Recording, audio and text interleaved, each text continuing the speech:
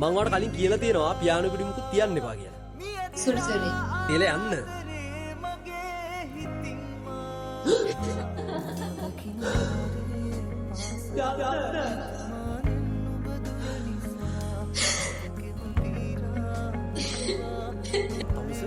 මල වදයක්.